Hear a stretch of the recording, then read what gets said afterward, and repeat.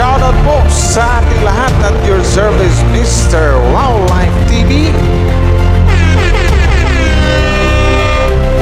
Please do support and subscribe. Walang iba po ang ama ng Kalingap, Kuya Val Santos Matubang, Boss Kalingap Raf, at ating Inna Vlogs.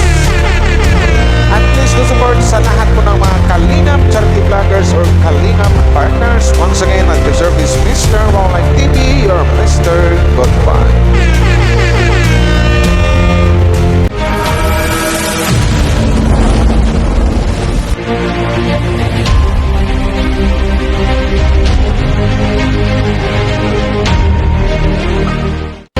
Hello guys, may gaming love shoutout po sa inyong lahat, no? At your service, Mr. Wildlife TV. Yun na, shoutout po sa inyong lahat dyan sa mga Jumcar Matatag fans. Hello po sa inyo, magandang araw, magandang gabi po sa inyong lahat. Pero bago tayo magsimula guys, no? Yun na, congrats, tsaka happy trip. Or alam siguro nakarating na yata ang Jumcar sa, sa na-upload ko na to, siguro nakarating na ang Jumcar sa sa Cebu. Pero bago tayo magsimula guys, shoutout po sa inyo at suportahan po natin ang buong Kalingap, Kuya Val Santos Matubang, VSM, Kalingap Rab, at Inna Vlogs, sa lahat ng mga Kalingap charity vloggers. Suportahan po natin Kalingap Reactors, sa lahat po ng Kalingap partners. So ito na nga, nalaman natin kagabi. Actually, i-react ko to pag mag 24 hours na siguro. So ito lang muna yung pasiuna muna guys. Mag-congrats lang tayo. Congrats sa lahat ng Jumcar Matatag fans. Alam ko na ibang kilig yung naramdaman nyo ngayon.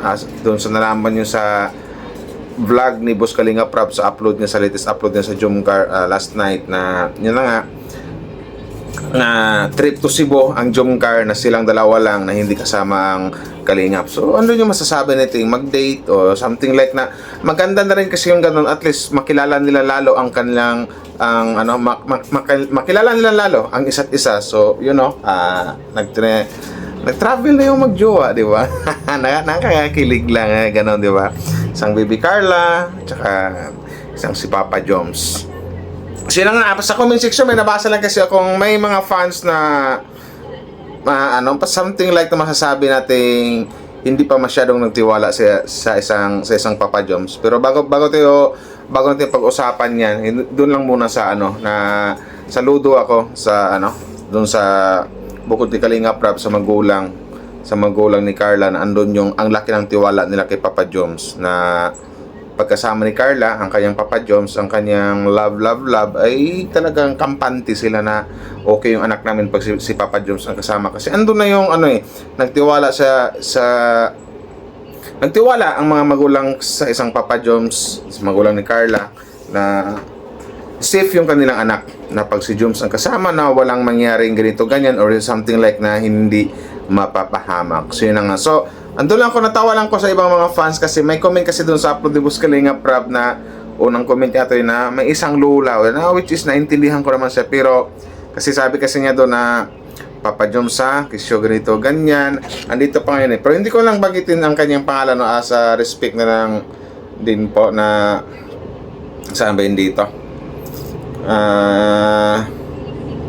nawala na, saan na yun, na ang sabi niya dito na lola na ako Papa Joms, na sana ganito ganyan, ingatan mo si Carla kasi nag-aaral pa yan, sana wag muna yung alam nyo naman. Pero ang masasabi ko lang naman, kasi alam ko naman na malawak ang pag-iisip ang Jumcar, si Jomar at saka si Bibi Carla. Alam nila kung ano yung limitasyon, alam nila kung hanggang saan lang dapat. So yun. So wag nyo isipin na alam niyo siguro yung ibig kong sabihin. So okay, mag-isip ng ganoon. Magtiwala lang kayo sa dalawa, kasi alam naman natin na nag-aaral pa isang Carla, at hindi gagawin ni Papa Joms yun, or hindi niya sisirain yung tiwalang binigay ng parents ni Carla sa kanya. So sure ako doon 100% na basta yun. So yun lang masasabi ko. So doon sa mga fans na nag-isip ng so ganito ganyan, magtiwala po sa dalawa. Nagtiwala ngayong mga magulang Nagtiwala ngayong mga magulang kay Papa Joms. Tayo pa kayang mga fans, o kayo pa kayang mga fans. So ganun lang yun. Kasi ando na yung siguro naramdaman siguro ng magulang ni Papa Joms, mga magulang ni Carla, na karapat dapat naman talagang pagkatiwalaan ng isang Papa Joms, di ba? So yun lang yung so nakitaan ng mabait na tao talaga, alagang-alaga ni Papa Joms ang isang Carla kasi in the very first place hindi naman sasagutin ni Carla yan kung ano di ba? So alam natin nagmamahalan sila, mahal na mahal din ni Carla ang isang Papa Joms. So about naman doon sa mga iniisip ng ibang fans, alam ko naman alam nila kung alam nila yung limitasyon kung hanggang saan lang. So yun lang yun. So ngayon na lang mag-happy-happy na lang mag-happy-happy na lang tayong lahat kasi alam ko naman na ang lahat ngayon kinikilig talaga sa mga nalaman nila na I think nasa Cebu na yata ang ano ngayon ang Jomcar, si Jom saka si Carla siguro pag na-upload ko ng video na ito. So yun na lang, ingat sa pamamasyal, ingat sa bakasyon nyo Papa Jom saka Bibi Carla diyan sa Cebu. Siguro baka matuto na kayo mga ibang words ng Bisaya. So malamang na malamang mayroon kayong matutunan diyan. Basta yun lang, safe travel, basta pray lang always na ilayo kayo sa mga about naman sa mga bashers, huwag niyo nang intindihin yung mga bashers niyo kasi talagang mga sikat kayo So yun ang masasabi ko.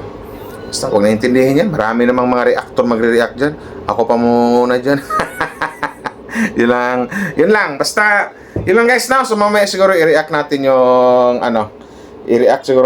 yung tawag dito, yung upload ni Kalinga Prab. So pag magka 24 hours siya. Nakakakilig lang kasi first time mangyari na di ba? At talagang pumayag si Kalinga Prab na first time mangyari ng Jomcar mag-travel na sila lang na hindi kasama yung ibang keyboys, hindi kasama si Kalinga Prab, yung mismong sila lang dalawa talaga. So for me mas maganda yun para naman makilala nila lalo ang isa't isa. So maganda yung ganun, di ba?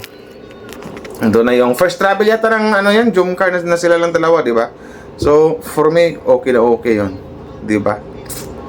Sana all.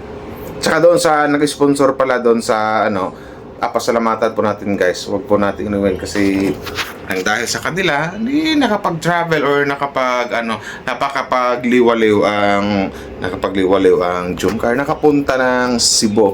Malayo-layo din yung Cebu, di ba?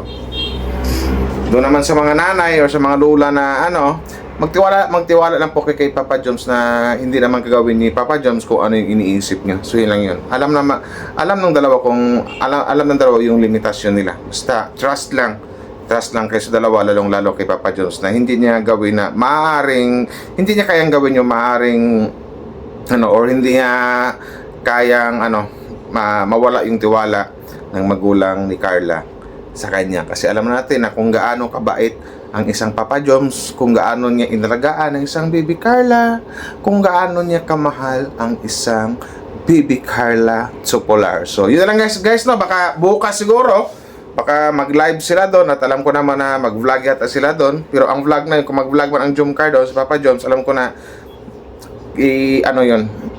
ipapasa niya kay Boss Kalinga Prab na which is maganda yun, okay na yun. Saka salamat dun sa nag-sponsor dun sa kasi maraming nagbigay ng mga nagbigay ata ng mga pocket money. May mga hindi ko na mabanggit lahat. Jomcar 23, may nabanggit na Jomcar 18. So saludo po ko sa inyo sa pagmamahal nyo sa dalawa. So magbunyi, mag-celebrate na lahat ng mga Jomcar matatag fans ngayon kasi yun na nga, kapag nag-travel na yung dalawa na sila lang na wala silang ibang kasama, kumbaga solo nila ang isa't isa, di ba? Yung ganon. Yung iba naman dyan, wag marumi ang kayo talaga. So yun lang yun, at least hindi lang sila sa diet. Ngayon nakapunta ng Cebu, last year ata Palawan, sunod Thailand, ngayon naman Cebu. Pero ito lang yung trip ngayon na sila lang dalawa talaga kasi mga dati nila mga trip kasama nila buong Kalingap, sila din po sa Kalingap Prab. Pero ngayon sila na lang dalawa. Maganda yung ganda, mag-date sila doon, magmuni-muni sila, punta dito, punta doon, na silang dalawa lang talaga. So yun lang yun. Tsaka alam ko mayroon namang mag-asikaso doon na mga Jomcar fans doon sa Cebu na alagaan sila, asikasuhin sila. So i-wait na lang natin siguro kung ano yung mga upload yung mga vlog ni Papa Joms na ang mag-upload niyan si Boss Kalinga Prab. So once again, congrats ulit sa Jomcar. Siyempre, i-congrats ko na rin yung lahat ng mga Jomcar fans na grabe yung sayang naramdaman ngayon, 'di ba? Na nalaman nilang, ang mga idol namin, ang aming Bibi Carla ang aming Papa Joms nag-date na. Hindi lang talagang nagpunta pa ng Cebu. Nakasakay ng plane, di ba? So guys, shoutout po sa lahat at maraming salamat sa mga nag-like and share sa video ko na ito. So hanggang dito na lang. Thank you very much at shoutout. Ingat po kayong lahat. Bye-bye!